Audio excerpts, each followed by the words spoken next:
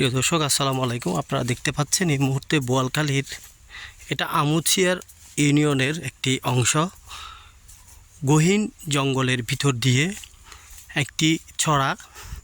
এখান থেকে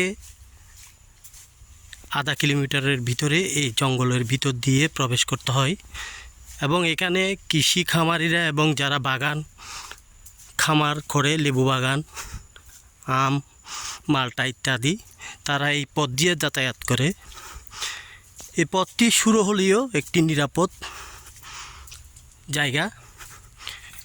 এটা দিয়ে যাতায়াতে মানুষ নির্বিঘ্নে যাতায়াত করে এবং এখানকার পাহাড়ি যারা জনবসতি আছে তাদের একমাত্র চলাচলের পথ হচ্ছে এই রাস্তাটি।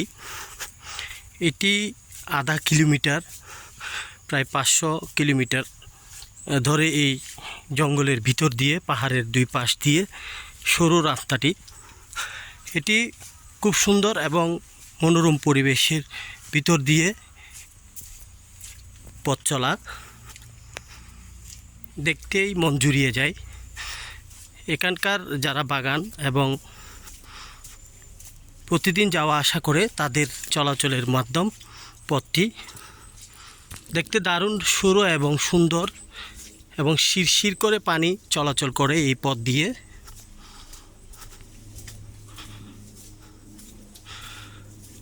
আমরা এখানকার একজন ছাত্রর সাথে কথা বলবো। সে একটু কথা বলো তো তুমি আমার সাথে। তুমি লেবু বাগান কয়টা আছে তোমাদের? দুইটা। আচ্ছা, তো কি পরিমাণ তোমাদের লেবু উৎপাদন হয় এখান থেকে? অনেক বেশি। আচ্ছা, তুমি বোধহয় লজ্জা পাচ্ছ। আসলে সেই স্কুলের পড়ুয়া ছাত্র, তার বাগান থেকে লেবু নিয়ে সে আসছে।